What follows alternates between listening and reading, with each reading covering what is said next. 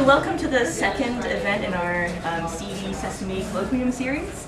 I want to thank Kate Capps, who went back to her office for providing the treats today. We hope that we can keep it a weekly thing.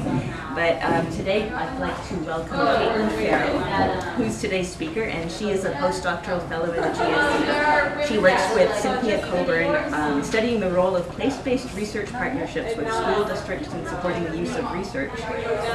Previously, Caitlin was an elementary school teacher and then received her PhD in urban education policy from the University of Southern California. And today her research blends perspectives in education, public policy, and organizational theory. She specializes in research on policy implementation, K-12, urban educational reform, and accountability, and her work has appeared in numerous journals on policy and organizational change. Her recent book, called Choices and Challenges, Charter School Performance in Perspective, was published this year by Harvard Education Press, and her co-authors were Priscilla Waldstetter and Joanna Smith. So today, Caitlin's talk is titled Taking Stock of the Charter School Movement, What We Know, What We Need to Know. Welcome, Caitlin. Thank you all so much for coming this afternoon. I appreciate it. I know 4 o'clock is, you could go home, you could go for a nap. I appreciate everyone coming, and I think that the cookies were a nice treat. So first, thank you so much to CD and for Sesame for hosting this set of lectures. I really encourage everyone to come out each Monday. They have been super informative, and I think a great way to have some conversations across different communities here at the graduate school. So I feel really lucky to be here. I want to, we have my little chat today will be based off of our findings from the recent book that came out. And I want to make sure to recognize and let you all know that the co-authors, Penny Waldstetter and Jo Smith, wish they could be here, and of course the three of us are open for questions, comments, anything like that. I'll be the Berkeley representative, but the two others are here in spirit. So in thinking about today's talk, there were really two ways I could have gone. One is to take a charter school issue and really dive deep. The other would be to take the 20,000 foot perspective and kind of give you a big overview of where we've been, where we are today, and where we have got, where I think we might be heading in the future. So I chose on the second path. So we're going to be heading up to 20,000 feet. And at the risk of being a little bit cheesy, then I present today's flight plan. So we'll start first with the framing of the issue of charter schools, what charters look like today. I'll walk you through some of the methods behind this book, which was based on a systematic literature review of over 4,000 empirical journal articles that we narrowed down to 400 using some quality indicators. Review our main findings. So have charters met their goals? Have they met the different goals that are in the legislation? Since this is, we have some researchers here in the audience, I'll point to some of the gaps in the research base and then head into the future, maybe, of what's on the horizon for the charter school movement. So just before I get started, I want to check of who in our audience, our community here. Anyone here go to a charter school, attend a charter school? We have one charter school graduate here. Folks who are in a class on charter schools right now, or are taking a policy class where this is a topic. One. Folks who do research on charter schools, or it's part of their interests. Right up front, great. So I feel like there's a lot of hands that didn't go up. I'm curious, other reasons, just out of curiosity. Wife looks like here, yeah. My wife worked at charter school. Okay. Yep. I'm thinking of working at charter school. Thinking of working at charter school, great. Anyone else? Yeah.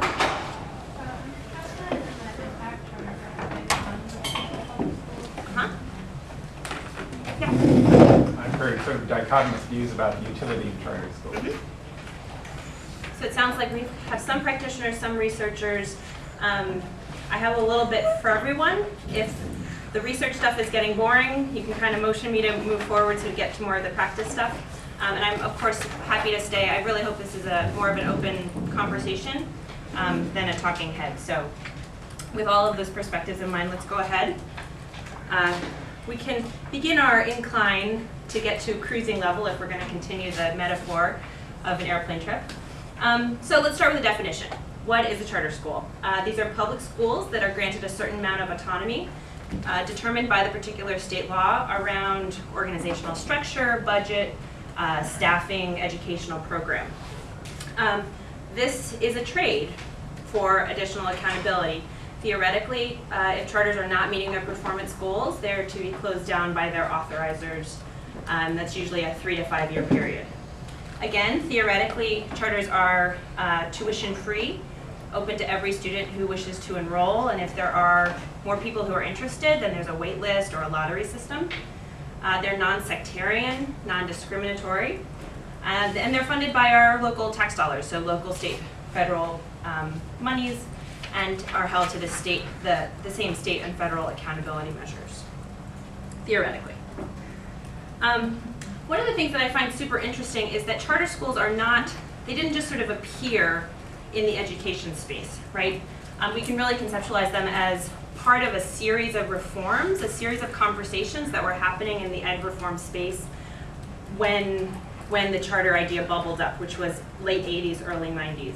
So there are four different kinds of reforms that were being discussed. So there was site-based management.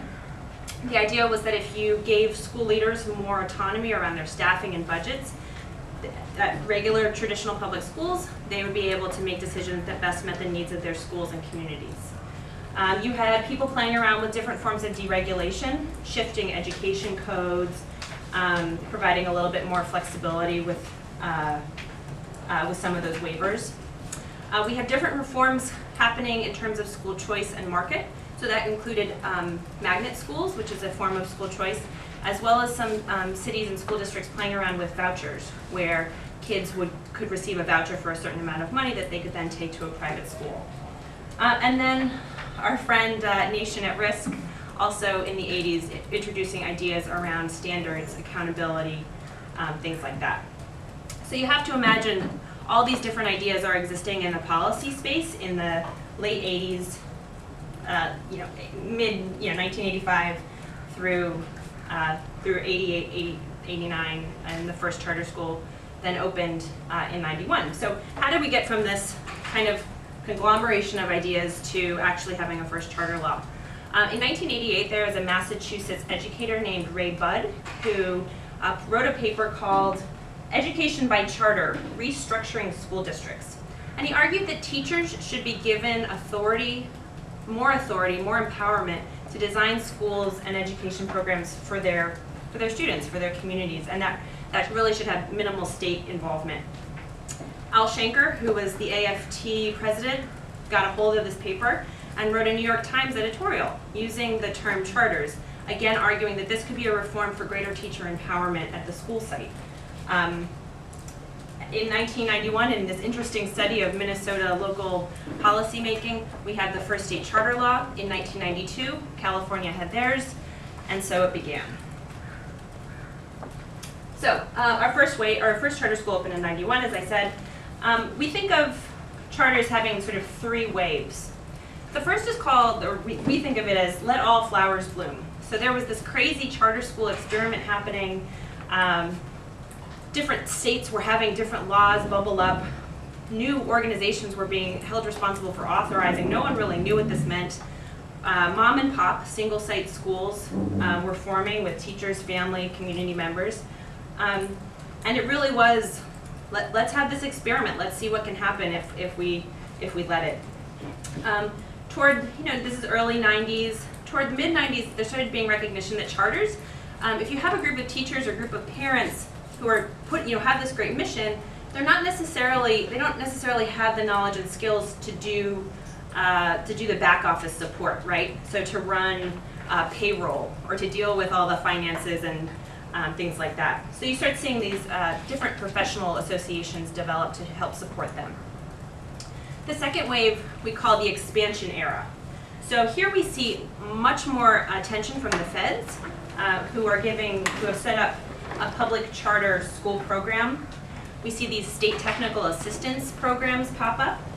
And entering into the scene are education management organizations, which are for-profit groups who organize networks of schools and hope to take advantage of economies of scale and make some profit from it. And then we have the third wave, which is, I would argue, where we are today. Today we're talking not about are charter schools going to stay, yes or no, but how can we refine the laws to support schools and programs for kids. So those conversations are really around the caps of charters, maybe changing where we focus our efforts on encouraging charters to bubble up. There's far more federal involvement. Race to the top applications. States had, if states they needed to have charter cap, needed to remove their charter caps if they were to receive Race to the Top funding. There's charter school replication grants. Charter schools were an option under one of the turnaround schools under the No Child Left Behind. We see CMOs receiving I-3 grants from the feds, and Arne Duncan and Obama are both vocal supporters of the charter movement. We see charters as part of districts, their portfolio management in Boston, Los Angeles, Philadelphia, New Orleans, Washington, D.C., and there's also been major education foundation support and money. Okay, so where do things stand today? 42 states, Washington, D.C., and Puerto Rico have charter laws. That's 6,000 charter schools educating 2 million kids. That's 6% of students nationally. California is the #1 owner of charters, followed by Florida, Arizona, and Ohio. Here in California, that looks like over 1,000 schools with 500,000 kids. So, here we are. What's the problem? These schools have been around. That sounds good, right? No. It's complicated, and I think we can point to some things why maybe the public and research and practice is still unclear sort of what charters are and what they can maybe help us with. So the first is this issue of public sentiment. If we take a look at Fidelity Kaplan poll, over 5 years we see people are expressing favor for charter schools going from 49% to 64%. That's a 13% or 15% shift in only 4 years supporting these charters. So we like the idea of them, but we're not quite sure all of the details. So if you ask, okay, is the charter a public school?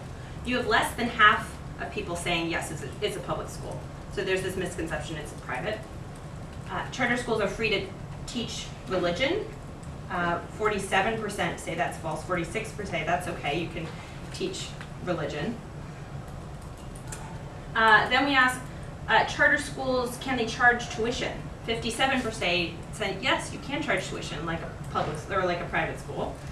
And then 71%, and this is the one that really shocks me, is charter schools can select students on the basis of ability. 71% of folks still think that that is true.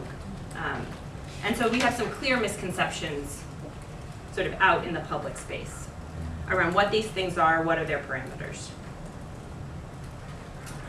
If you go to any newspaper, you can open up or turn on your Google feed and have all sorts of negative reports about charter schools, about fraud, about controversies, about closures.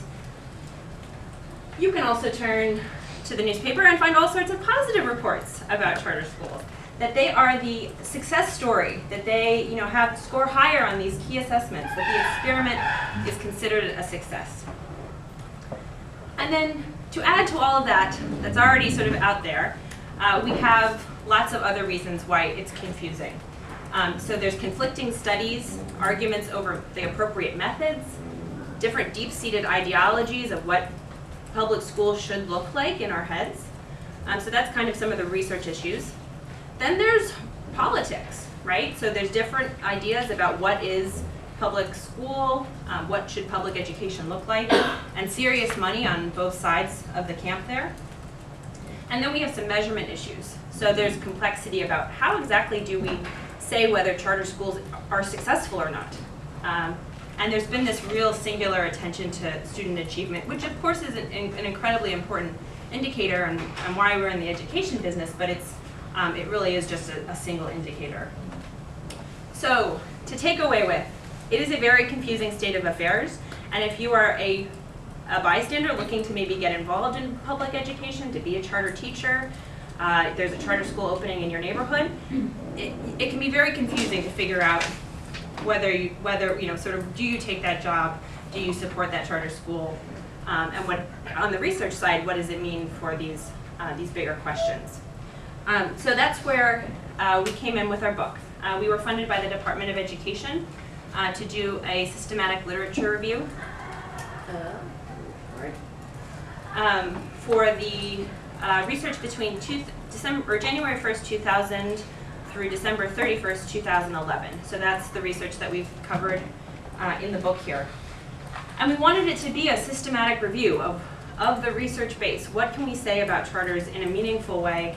And not just about student achievement, really, but about the larger range of goals for which charters were intended.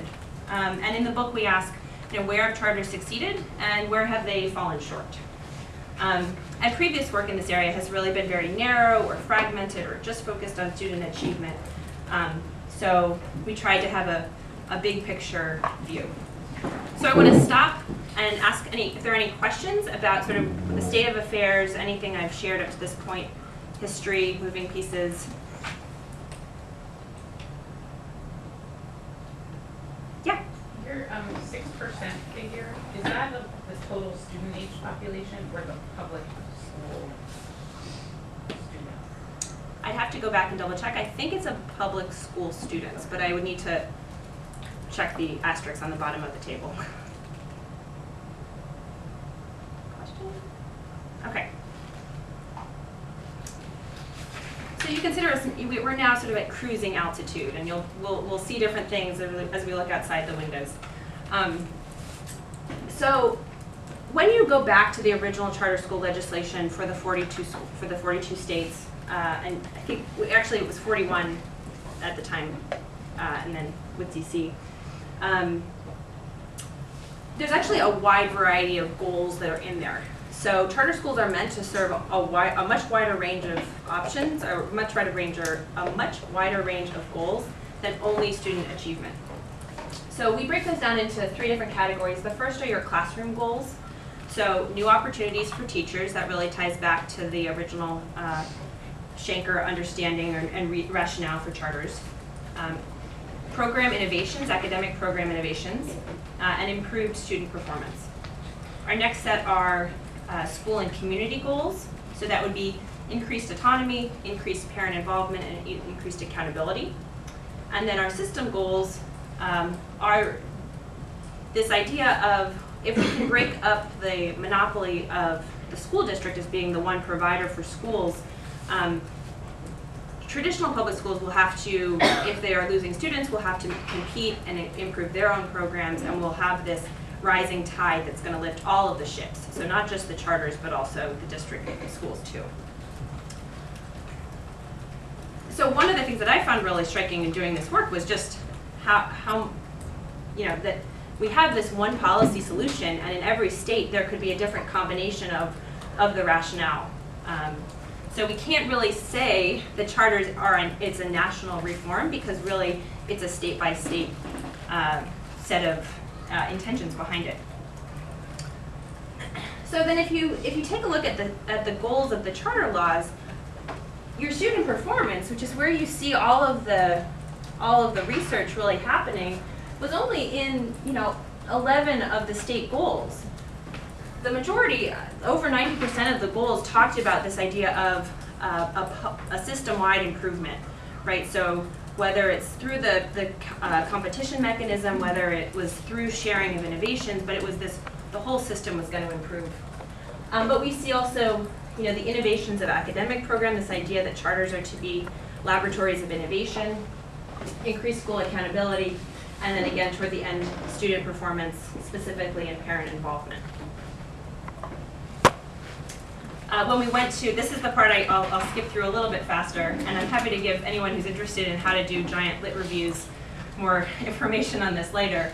But we started with 7,000 possible publications, narrowed it down to 400 based on a quality criteria. We ranked them for rigor, and then put everything into a qualitative coding program and pulled out themes from that high quality research. So that's all I'll say about that. Again, I'm happy to share those details with anyone on the do's and don'ts of a large lit review like that. So one of the things we did with those 400 articles was code them by their topics. So to give you a sense of where the research base is thick and where it is thin. So at the end, student outcomes, laws, curriculum, and teachers have 40 or above articles in our set of 400. Finance, accountability, authorizers, partnerships, and school leaders have 15 or less. So any of the doctoral students in the room, if you want to write a dissertation on authorizers or accountability, there's definitely a gap for you. Here we see the scope of the studies. So 48% looked at charters within a single state. The other half really was broken into thirds, whether it was a single school study, a national study, or a multi-state study. And we know, right, the different samples will help us understand different questions. So a large national NAEP study, for instance, could provide us some valuable trend data, but an in-depth case study of one school can provide important context. But I think it is an interesting trend to see, and again, it points to some gaps, right? That the national look isn't really present as much. And then if we look at the research methods, we have about a split 45, 46, or 43, 46% between quantitative and qualitative, and a much smaller mixed methods approach. And actually, if you take this graph and you look at it over time, the early charter school research was largely qualitative, looking at the case studies of schools. And then as more data became available, your bigger data sets, you had students in classes over time, then you see more of the quantitative, so that goes up. So, what we found. So let's first take a look at the classroom goals that we talked about first. So new roles for teachers, innovations in academic programs, and increased student achievement. So new roles for teachers. You have a handful of charter schools, largely these case studies, where you have entirely new professional opportunities. So there are sort of teacher-operated charter schools that there's 28 charters in 8 states that are affiliated with EdVisions, which is like a cooperative, like worker co-op, where you really are playing around with a different conceptualization of management and labor. But this is like these are case studies, occasional here and there. There's another set of provisions in laws that wanted to expand from your traditional responsibilities to be more incorporated into the decision-making process. But that on the whole, we didn't see in the research as being a goal that was achieved. There's a couple of reasons for that. I think asking teachers to take on, in addition to their classroom responsibilities, being the facilities manager plus running the finances of the school might not be a skill set that a teacher would naturally have. So I think there were some expectations maybe that weren't met for other reasons. Let's take a look at the academic program innovation. So we really don't see evidence of completely brand new academic programs. Where there does seem to be some innovation are through 3 things. So the first being technology use. A lot of the online education platforms are through under a charter umbrella. So these are hybrid programs or completely online programs that are considered charter schools.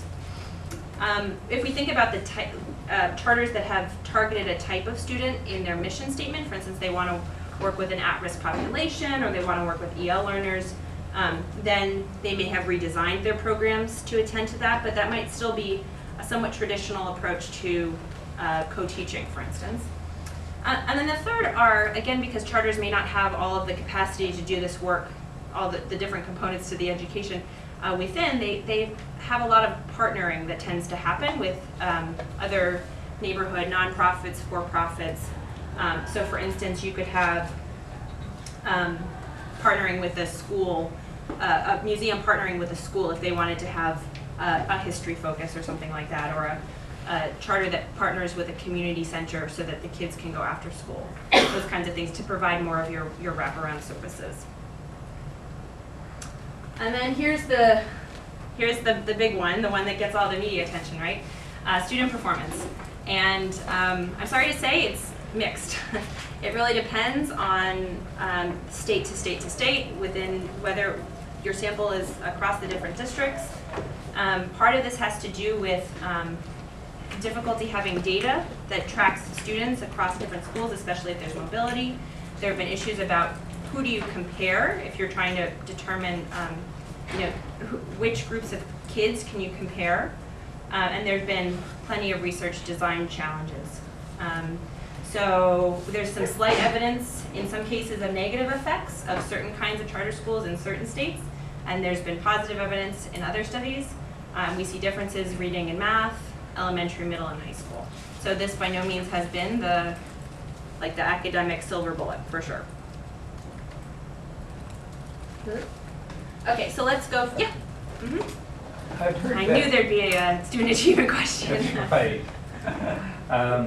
I'm actually wondering if you saw any evidence for selection effects, like implicit or not, because one of the things I've heard asserted is that public schools disproportionately retain the students who need special services, special education and whatnot, relative to either to private schools or charter schools. And part of it's sort of economies of scale, right? Like if you have a smaller school, it's less likely you can have a robust special education department. But did you find that true, or are there enough charter schools that embrace special education kids that makes up for this purported difference?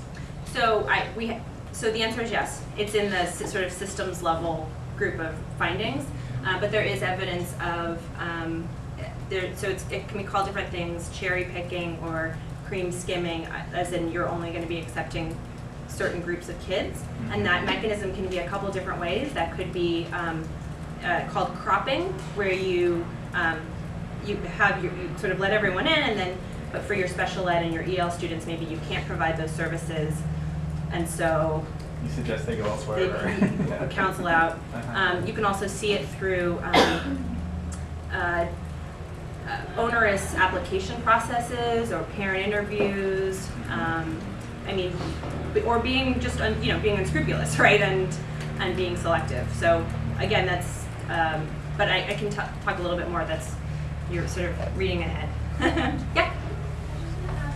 Rather than negative or positive, what about just it's a wash between because they're canceling their alcohol? Yes. No, absolutely. And I think that's what our book suggests, is that this really is a reform that we are dichotomizing it in the media and in research to some extent, and it really is, like lots of other reforms, something that is contextual within a district, within a community, that it is a much more nuanced conversation than good or bad. So, yes. Maybe I'm going ahead too. Yeah. I read at Vanderbilt University study that the teacher turnover is considerably higher at Yeah, so we saw that in a couple of the studies, as well as charter schools. And again, I'm sure there's other, I hate to give big, broad conclusions, but that there's also a pattern of charters having younger teacher populations. Yeah. Yeah. They're more likely to drop out. Yeah, and again, I think there's a variety of reasons why that might be the case. Yeah. I'm just wondering if the studies into how many changes in law over the past few years. Like, I know the cherry picking probably used to happen a lot more. I feel like the laws have gotten tougher, especially in California, regarding that. And so, are these things that have changed over time, or these things that? Because I know right now I work in charter school and I do some contract work for the Charter School Association, and it's really bad to have any of that in your charter. Right, so that's a great caveat. So, I mean, if you think of that, we're looking at research that was published between 2000 and 2011. Those quality articles could be coming from 2000, 2001, in which case in the past 10 years, because research can go at a much slower pace, you could have had a group like that identify it as a problem and make changes. I know authorizers in California and in other states too, it's it's on their sort of agenda as well, that if we are going to be responsible for these schools, to make sure that there aren't aren't mechanisms like that within the charter applications or in the renewal oversight process. Right. Yeah. So that's a good point. There's like a little bit of a time lag for some of this stuff too. All right, let's move ahead to school and community. So increased autonomy. We know that one of the areas of autonomy for charters is probably the biggest one, are varying ways that they need to participate in collective bargaining. And teachers in charter schools are far less likely to be part of a collective bargaining unit, although sort of the details of that changes state to state. And we also see, so the education program, we decided that not so much innovation happening. We also see some hiring happening of teachers where you're able to maybe match teachers to the mission of the school in a little bit more specific way than to be under the union contract. And then in terms of autonomy, what the research seems to suggest is that there's lots of sort of flexibility happening with school size, class size, grade configuration, staff patterns, and maybe use of the school day, but again, not necessarily getting into changes between student, teacher, and curriculum, kind of the core. Mm-hmm. So you're talking about school level autonomy, not teacher autonomy? I mean, yes. So teacher stuff was more back in the classroom level, and so this is more at the school level, school leadership decisions here. Yeah. It's a great clarification. Okay, so into parent involvement. So we did see some findings that pretty strongly suggested that parent involvement was higher in charters than in non-charters. That could be used through parent contracts or compacts. Some that set the expectations but maybe don't enforce them if parents aren't coming and meeting the requirements in the compact.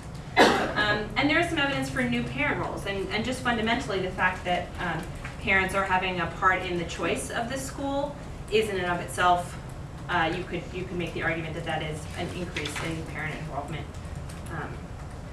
compared to your traditional public school. Yeah? I just feel like, aren't parents selecting, right? There's some kind of like cultural capital that comes with getting your kid into a charter school. Mm-hmm. Right, and so I feel like to say there's more parent involvement, isn't that meaningful to me? Because I feel like, of course. Yeah. Like it's kind of the. Yeah, it is. It's part of the mechanism of it, for sure. Yeah. Yeah, and there is, I mean, there are critics who say that part of this agreement, right, focuses on if parents have access to good information and have sort of the access to that information and are able to go online to find different. With the different websites, so there is that is part of the sort of market understanding, the assumptions within that.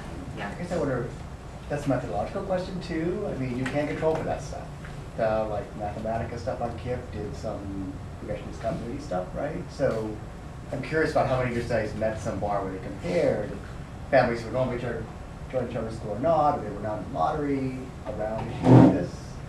I mean, that definitely is a small subset of the quantitative studies that have kind of gotten to that level of sophistication where you can say, here are a set of families, these families sort of were successful in the lottery, these were not, and then we're going to track their kids to maybe like take that out of the equation. But that's a pretty narrow subset, and it has been much just in the last couple of years that we've been sort of methodologically able to do that. All right, so into the increased accountability. So you still hear this rhetoric of autonomy in exchange for accountability, but that's not necessarily evident in reality. The majority of charters close for financial or governance reasons, not because of low academic performance, which was the original understanding. So there's been this shift. I think they realized that implementation of open up a school in 3 to 5 years, close it if it is it meeting its needs is far more complicated to do in practice. And we actually found in the research that there's some different accountability mechanisms here at play. So it's not just this performance accountability, but what does it mean to be accountable to your community, to be accountable within the market space? If you have a board of directors and you're accountable to your authorizer and you have to meet state and federal achievement measures, what that looks like to balance all of those different pieces. So we do see this, this bureaucratic accountability overtaking maybe the market or community that was originally intended. All right, and then getting to the systems level. So this idea of improving student achievement for all, which we saw in over 90%, it's actually a fairly understudied area. And part of it is that if your argument that charter schools are going to raise the rising tide that will lift all the ships, you need to have like somewhat of a concentration, a market share within a space in order to sort of feel that, right? And right now you have concentrations of charters in largely urban areas, but there's other districts where you may just have one or two charters. So to see if this sort of system-wide impact is happening is difficult to do. New Orleans is going to be a great place to study this because they've had this big shift after Katrina. So that is sort of like as market as we can have because of the big changes that happen there. In terms of increased competition, we have seen some evidence that having charters in a district may change the practice of your traditional schools, particularly around marketing and PR efforts, so that if you have charters and now there's parents shopping around, you'll have traditional administrators taking on that responsibility. You have evidence of non-charters adopting some of those new education programs. So maybe if the district sees that there's a Montessori school that's a Montessori charter that's doing really well, they themselves will start one to meet that demand. And then this interesting charter competition. So in those concentrated spaces, in a place like New York, for instance, where facilities are really hard to come by, you see charter competition for spaces, for students, for school leaders, for teachers to come in and do this work. And then the unintended consequences. So these were things that were not in any legislation. So first are the emergence of these charter networks, which is a really different conception of charters, to have networks of schools with a home office. I think the idea really from the get-go were these small mom and pops, these standalone schools, and now we have the KIPP and the Achievement First, and I mean there's a variety here in San Francisco and Oakland. And so I think there's some interest in what that looks like as this unintended consequence, moving really away from the original intention. And then we do have evidence of some increased segregation as well as cream skimming or cherry picking. But again, that varies sort of state to state, district to district, and school to school. Okay. How's that doing for everyone? So I want to switch into a little bit of a different direction, but stop now to take any questions about sort of some of the big trends we saw in the research. And if you're interested in any one of these areas, each of the chapters goes in depth. So this really is the 20-foot perspective, or 20,000 foot perspective. Yes? So I'm not too familiar with charter schools. Why would, let's take parent involvement, for instance, why would there be more parent involvement besides this, the fake effect that we mentioned earlier? Right, so the fact that you have parents, I mean, I wouldn't call it a fake effect. I mean, it's one of the fundamental mechanisms that parents sort of vote with their feet to schools, and if they move, because with the kids come the dollars, and that would put an impact on the larger district. And there is research that suggests that parent involvement in schools in general is a positive thing. So the fact that you're having parents choose and that you're able to engage them in a contract or a compact can but support. Is that the only reason there's more? Because looking at it from a whole societal perspective, yeah, we're putting more parent involvement in one school, but then that just means there's maybe less in another school. We're taking all the kids with parents who are concerned.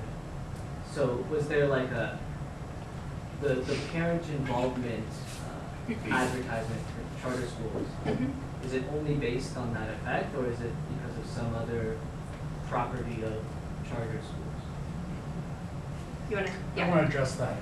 So my wife worked at Achievement First East New York. It's part of their culture. It's just everything's scripted from the top down. So every teacher's doing the same things. Everyone's on the same page about these things. So talking to parents while you're in a public school, it's kind of on your own, and no one's really watching you and pushing it on you. At the charter school, it's part of the culture, and it's disseminated that everyone's going to kind of go through this process of doing all these various things together. So everyone's sort of on the page, on the same page.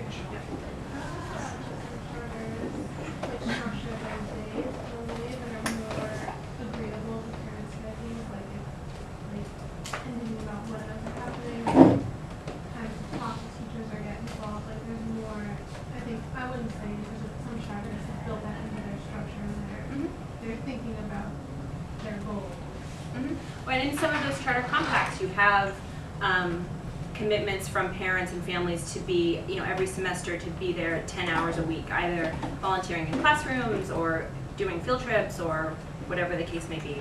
But again, we're not like, what's in the charter contracts, I don't think we had any article, that's definitely an understudied area of like, what exactly does parent involvement look like and who really is participating and in what ways? Yeah, did you have something? Yeah. So I'm trying to figure out from the 20,000 foot Yes. view. I kind of focus on student performance, partly in a way that if I was assessing the healthcare system, I'd focus on patient result rather than doctor or nurse happiness or insurance company happiness, right? And I'm trying to think, are you just being very politic by saying, well, it really depends, they're all so many, or maybe there's another alternative that I sort of adduce as a possibility that charter schools aren't as good. And part of it is that their results are basically mixed compared to the other schools. They have higher parental involvement. They have the possibility, if not the actuality, all the time of cherry picking. And so I'm wondering, like if you take the average parent and they actually incorporated all your data, whether they'd say, gee, if I were randomly plunked down in the United States and didn't know anything else, would I send my kid to the public school, the standard public school, or charter school, that they might say, I'd go with the standard public school. Is that an outrageous inference to make? I mean, I think coming at the 20,000 foot level, our intention was to go, given that the legislation really had a wide range of goals, I think as a parent, you could come in and say, let me look at the school. The mission is to support a bilingual ed program, and my traditional school doesn't have that. And it's a longer school day. And yes, there's teacher turnover, but I've met the principal, and he seems like a really engaged, entrepreneurial type, and I feel like there's a parent community here. So I think if you're coming from a parent level, there could be, based on those missions and on some of the innovations that could be happening, it could be a good choice for your kids.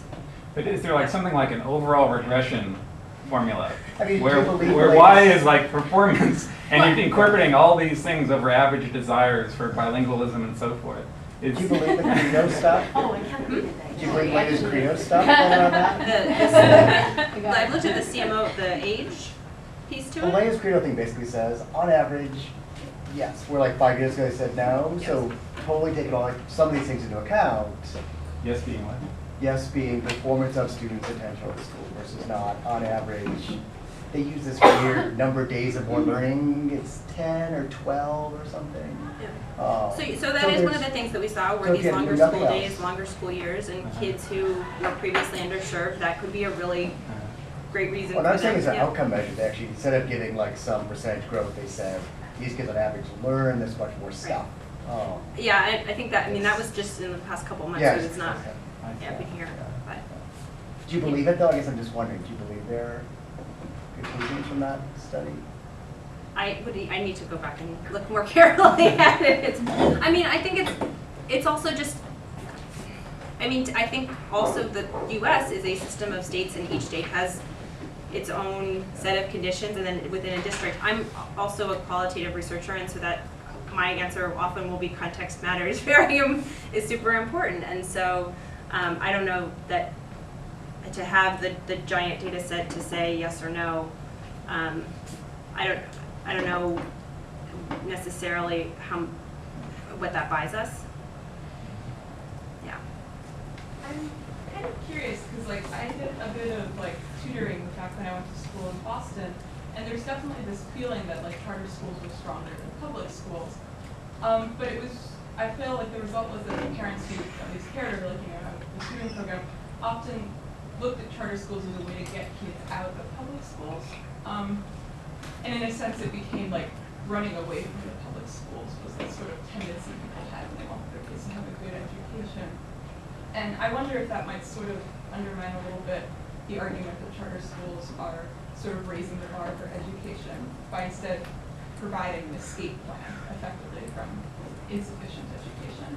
I mean, well, they are public schools, so they're not like running away from. I mean, they're within the public. They're running away from the traditional public school. Yeah, that's sure. True. They are public schools, but sure. I mean, that's part of the mechanism is that not being in the traditional and having other options for your family.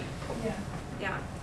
So what goes on when there's competition and like a lot of people want to go to the charter school? How do they? Usually it's a lottery. So you would have, you know, if you have 100 spots and you have 500, you would do a lottery for that, and then have a wait list. Yeah. I was just thinking about like, how even from the 2,000 or 20,000 perspective, like the difference between charter schools is so great. It seems like, I mean, like a military public high school in Oakland is very different than the super competitive ones in Manhattan. So like how can you group those all together? Like and how does that skew the data? Yeah, no, absolutely. I mean, it really is, and when you think also of this charter movement, right, so you first have states spending a couple years figuring out, legislators figuring out what are they going to incorporate in their laws, who are they going to point to as authorizers, and you're going to have districts and authorizers for the next couple of years figuring out what are these things, how do we do an application process, how do we do oversight, how do we do monitoring, what do we hold schools accountable for? And so you have this, so in addition to everything you're pointing to about like different missions and different locations having issues, there's also been this maturation and evolution process that's happened over the course that I think the book definitely points to as well. That, you know, now here we are at 20 years, we've been able to look back, and now that people have a better sense of what these things are and what the process to support them is it's a little bit better. Yeah. Yeah. So one of the potential benefits from a charter is that they can, you know, adapt quickly to, you know, results of their own results or what they find from other ones. They're not constrained by contracts and that kind of thing. So they should be improving over time. Is there any evidence of that? So John was pointing to a Credo report. I think they came up with another one that looked at, so it was these networks, these CMOs, and the finding was super interesting because it was suggesting that if you are a new CMO and you do well and you know are making your decisions on your data and adapting as needed, then you are on a trajectory for success. If you start off low and there's this idea of like there's like a learning curve and after 3 years maybe you'll get better, actually they're finding that's not a reliable path. That it actually, if you start off not really having your act together and not having those processes and routines in place, that you may get to achievement, but it's not a guaranteed path. But this sense of like change over time is something that we're only starting to get into because we haven't had the data for it, and we also haven't had schools that you could say like here are your new schools, here are your emerging schools, here are mature schools, and let's compare kids' performance in a brand new school versus one that's been open for 10 years and what those look like over time. Does that answer your question? Yeah. I mean, I think it's just interesting because, you know, recently in New York, I don't know if you know, there's a new math test, and all the charter schools fell off the map because it's based on the new standards. So everyone's looking at them and saying, well, you're not doing your job obviously because you were getting 100% passing last year, and now you're getting 20%. What's going on there? So it'll be interesting. So So yes, there's something wrong there, but it'd be interesting to see if they're able to reincorporate new methods based on the new standards faster than other schools. Yeah, no, absolutely, and I mean, maybe they can because of this flexibility, this nimbleness. Maybe those new standards are gonna put a big stress on a school or a couple schools that have low capacity to like take on major changes in standards. So I think it could, the nimbleness and thinness could sometimes be a positive, and then sometimes you don't have the capacity to be as adaptive. We'll see what happens. To Yeah. comment on that, did the public schools not see such a drastic decrease in that? Well, it's the new test? basically like, well, there's some really high performing charters in New York. Success Academies, Achievement First, and they've been boosting their kids up pretty high on the math scores. But everyone says they're training for the test, right? So a new test came along they weren't prepared for. They fell in comparison to schools that have been traditionally doing well in upper middle class neighborhoods. So they fell much more in comparison to those schools.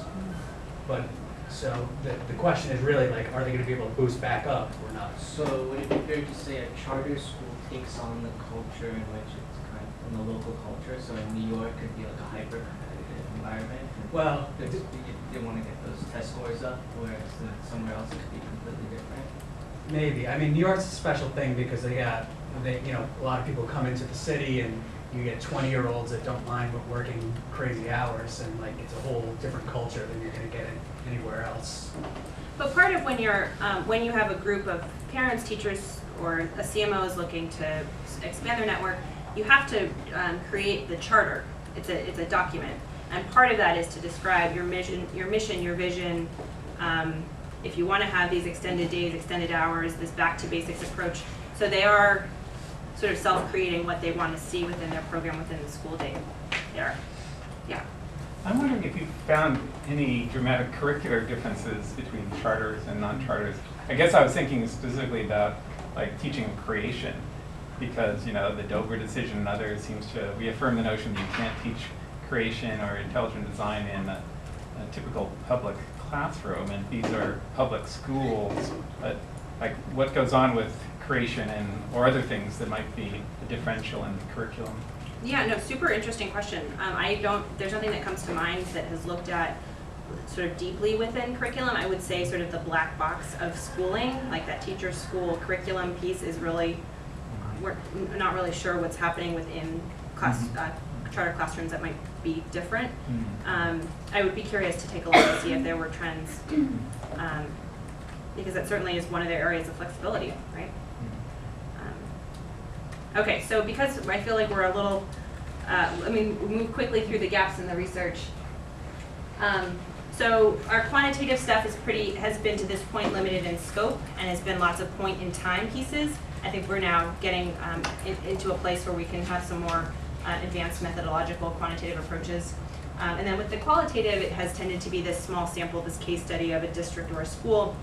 I think sort of broadening that section of the mixed methods would really would help us, understand the deep contextual issues that I think are important, but then also to see these big trends and patterns to answer your questions of, okay, what can we say within the state or in a couple of states that have a similar charter law, or now that we have some of these pieces, what can we kind of put in as the variables?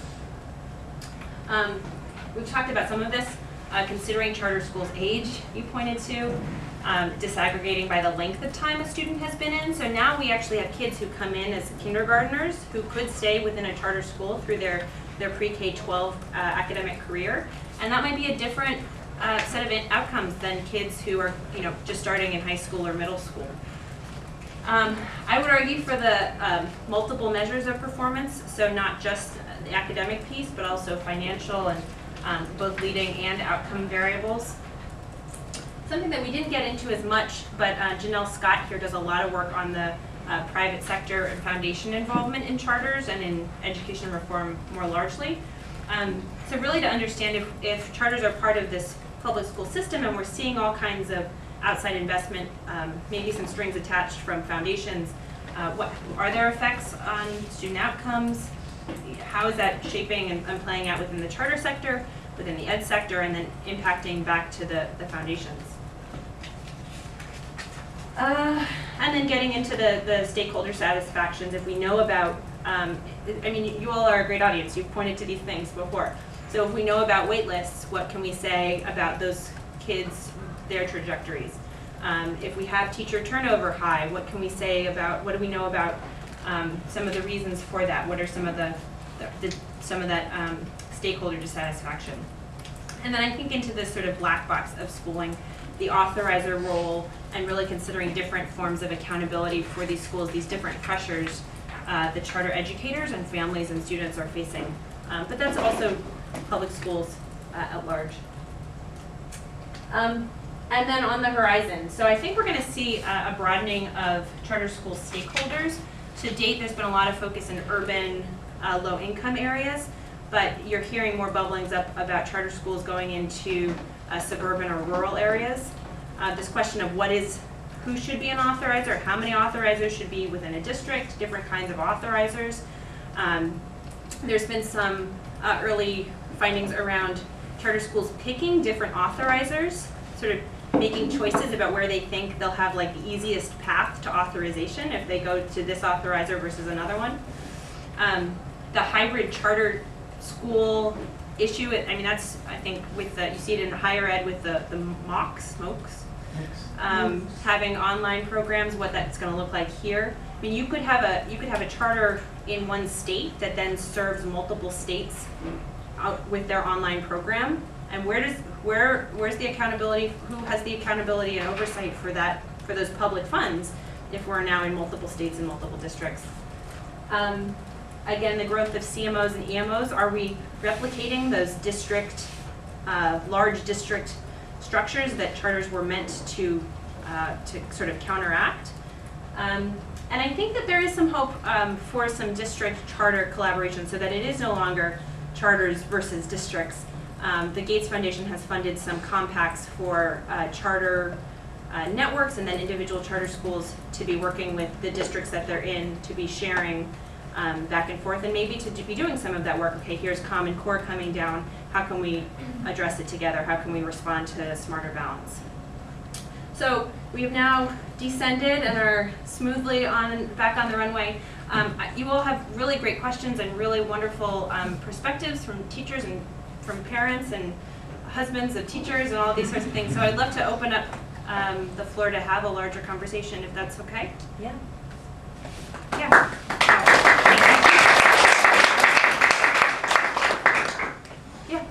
Maybe along the longevity of the schools, but did you find any research that looked at the success of schools and CMOs opposed to independent, one site-based charter schools? So that research is new, again, just because the CMOs are a more recent phenomenon, but there is this new Credo study that points to, again, if you're a new CMO and you have sort of all the structures and processes in place, you can be successful on those measures. But I think the findings are generally the same, that some CMOs do better, and within a network you could have struggling charters and some schools that are struggling, whereas you have other ones that are more successful. I mean, that's one of the problems, this idea of like replicating a successful school model. Yes, it works in this school site and with this community and this group of teachers and kids, and it's not like a magic set of ingredients that you just sort of sprinkle over in here and you grow a new perfect school. You're going to have a different group of kids and need new teachers and new school leaders. So you're not getting around the fact that education is a really hard job, and the conditions are tricky. Yeah. On a practical level, if you have like Rocket Ship opens like a bunch of new schools, and they've gotten public funding to do that, and then like the schools are not effective, or like what's the impact on like the traditional public schools that were in that same district where like all this funding, there's like an absolute amount of funds that are available has been preferentially put towards like I guess I'm just confused on like where that like money goes, or if like the charter doesn't follow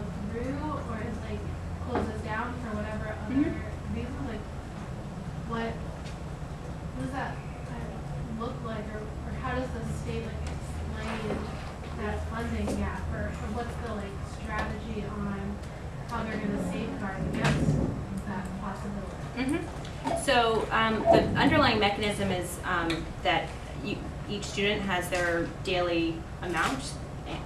ADA is daily average daily amount.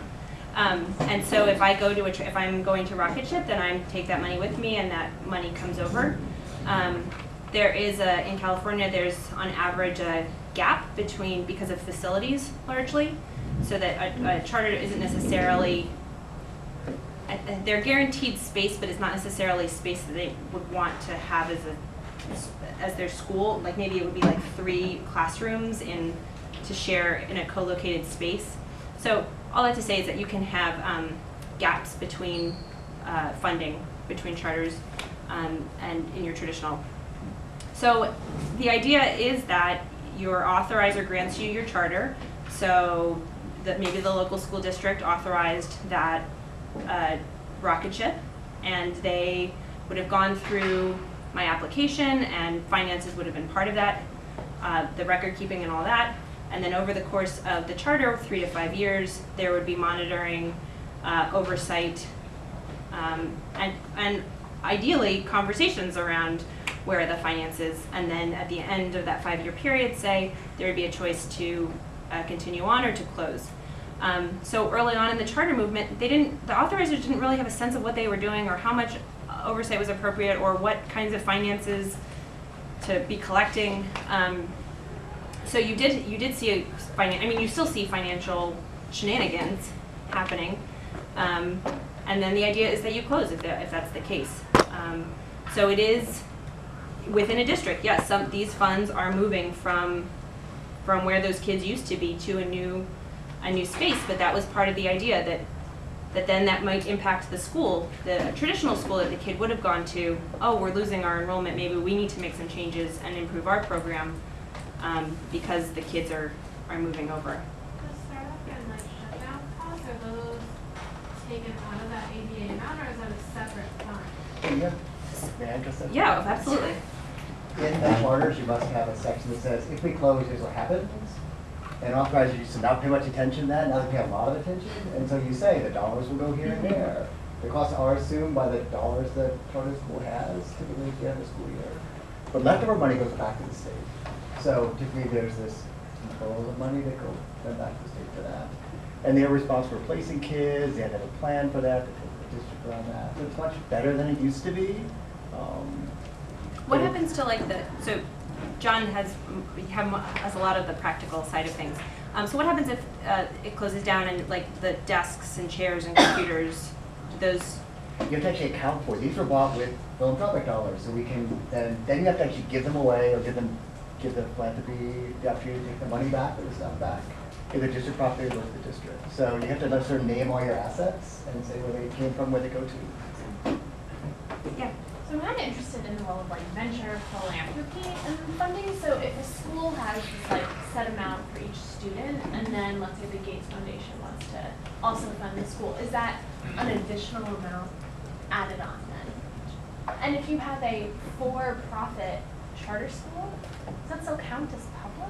That is then a private school? So within states, it gets the naming of charters and the management organization, lots of different language is used. So my understanding is that the individual schools are public schools. It would be a for-profit management organization that would be providing curriculum, back office support, whatever, and the schools would they have their budgets, and they would give a portion of that to the management organization. The management organization would then be able to make a profit off of that, but that the schools themselves are public. Okay. Is that, yeah, okay. Yes? I guess I'm wondering, for every dollar that a traditional school spends on a teacher, what does the average charter school? Because one thing I've heard is that there's a huge chasm between, teachers that are represented by a union and those that aren't. And you might imagine it's sort of like, a Southwest versus United. That there's an upstart that has relatively lower costs. They don't have many retirees, and then you have this older organization that has to put a lot more money into, in this case, maybe STRS or something like that.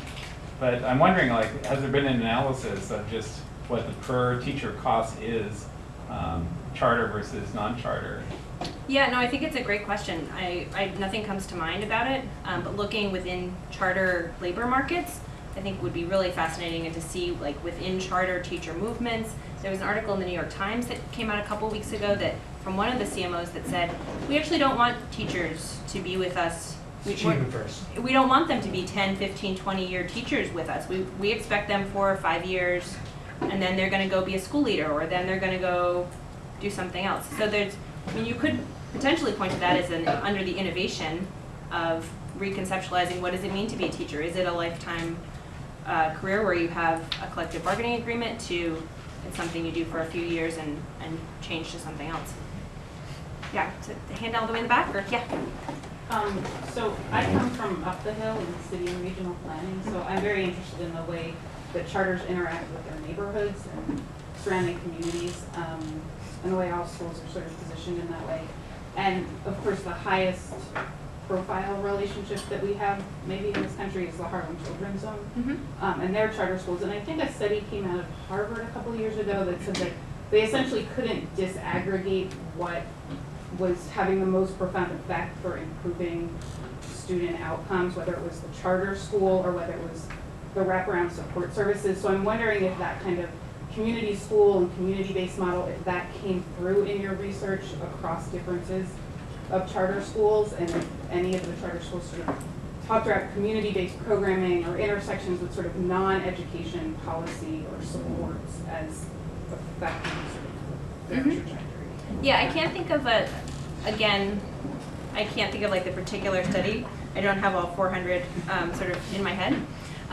But certainly this idea of the wraparound of community approaches, particularly with some of those standalone mom and pops where that was maybe more necessary and also part of their mission, we definitely see that happening, and that definitely was something that came out in the research. Whether that, like how you connect that with student achievement and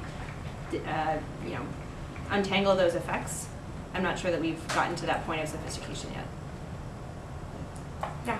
Yeah, another reason why it might be hard to analyze, educational outcomes is teacher experience. If charter schools are attracting younger teachers with less experience, that will probably translate to the classroom. So, it's hard. Versus a public school, they may have way more veteran teachers. So it's kind of hard to make a really detailed comparison. Yeah, well, and it's also, having veteran teachers might be good. I think there's lots we can learn about teachers and characteristics of teachers within these schools and their trajectories over time, and when they have impacts in student achievement. Yeah. So in the charter schools, you don't have tenure, or is that what we're kind of? So it depends, right? So each state has its own set of so the charter restrictions. Schools decide the rules. Yeah. So on the whole, their teachers in charter schools would not be under a teachers union, but you do have some charters where, so like in Los Angeles, Green Dot, there is a 20-page teacher contract, and they have a Green Dot teachers union. So it's a different form of organization. An unrelated question, but I'm more interested. What is the incentive for the private industry? Why do they come in and say, I want to give? Well, I think their sense is that, and I'm not in an education management organization, so this is a hypothesis, but to say a school district is doing the same kind of back office support, but as a private organization, I can come in with business savvy and I can make it run more efficiently and effectively, and thereby save X amount of money that then is profit at the end of the day. So the sense of being more efficient than your traditional school district. So you get money, you get X amount from the government, but we're going to do it with X over 2. Yes, I think. Okay. Yes. That doesn't sound very like moral, right? Or it sounds like things can go wrong there. Yes, and things went wrong with EMOs. Especially in that, I think it was the, 90 through like 95. You heard one, education is a lot harder than the sort of business EMO folks thought it might be, and it was more complicated, and you didn't have the profit margin that you thought you were going to. And they didn't necessarily know what kind of supports to offer schools and what that might cost. So that the EMO story is definitely has lots of bumps along the way, along with financial mismanagement too. Yeah. Yeah. So in terms of how we get all this information about charter schools on kind of a more state and national level, I guess kind of thinking about when people talk about charter schools, they always, like, you have all these big figures backing them up, like, oh, they're a good thing. And even like Waiting for Superman, it's like 4 out of 5 charter schools do awesome things or whatever for academic outcomes. And so if you think about just the regular public schools, subtracting the charter schools, they always focus on the negative things. Like they aren't doing all these things that we need for our students. If you look in just the kind of the lens of the charter schools, I feel like you mainly get more focus on all the positive things rather than maybe in, I guess you can talk back to your news and there's negative reports and positive reports, but I feel like it always seems like it's majority positive versus when we're just looking at regular public schools. Yeah, I mean, I think that it's really in the media, in the research, there's both. And so I think it's about being an informed research consumer, and an informed media consumer.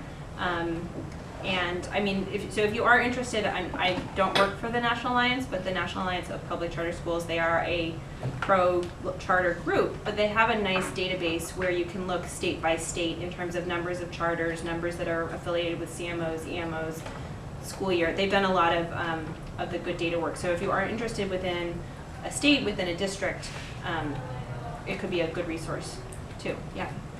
I guess I'm not sure that a consumer can be informed here. Because, I mean, if what I'm hearing from you is correct, that is that the context matters most directly. Let's say you're, a parent, you've got a 5-year-old, you're trying to figure out charter, non-charter. How would you possibly inform yourself other than by asking people in the community, which has all these anecdotal problems?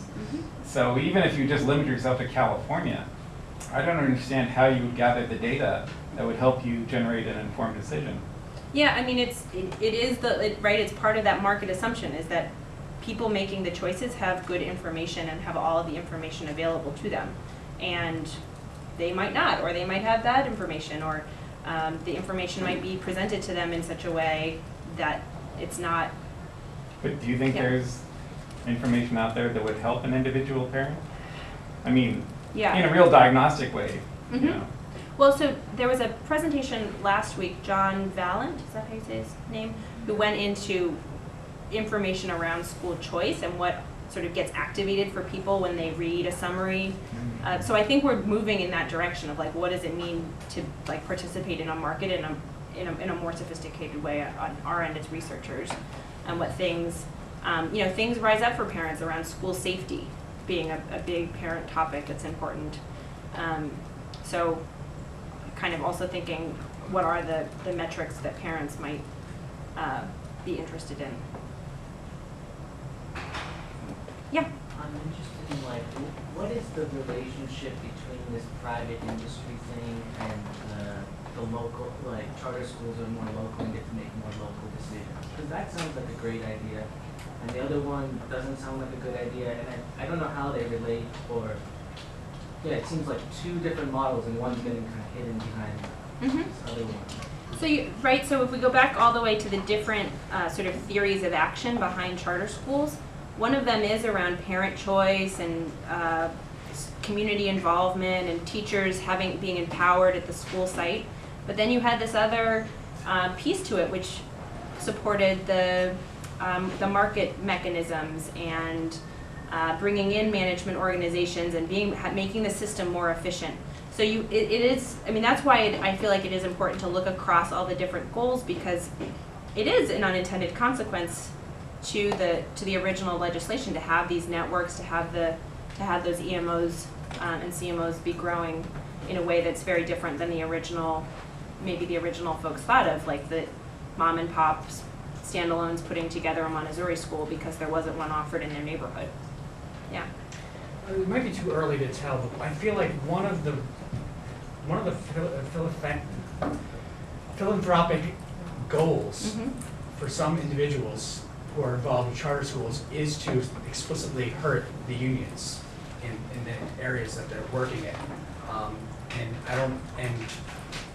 I don't know if that's actually has occurred. Has there been any kind of trade-off now that where, well, since so many people are going to charter schools now, the union has less power to kind of push back, like, you know, call for higher wages or anything like that? Yeah, so I think union research is also pretty thin on how it's sort of playing out at the macro level. The introduction of charters into a space and how that changes the relationships between the unions and the power that they have later on in negotiating. I don't think that we sort of know that trajectory yet, but certainly different. I mean, you can support charter schools for different reasons. You can support them because you think that you feel like a sort of this conservative or more libertarian sense of like, okay, we don't want to have the regulations, we don't want to have the teachers unions, we want this to be like just to be more market driven. You can also have charter supporters who are about this sort of teacher parent empowerment community support. So again, it's complicated. But certainly, I mean, I think Janelle's research has looked at, charters and other ed reform organizations like Teach for America. They kind of swim in the same ocean. Teach for America, New Schools Venture Fund, Gates Foundation, and in terms of like a smaller network, I think those relationships are important to explore. Yeah, we got 2 folks in the back.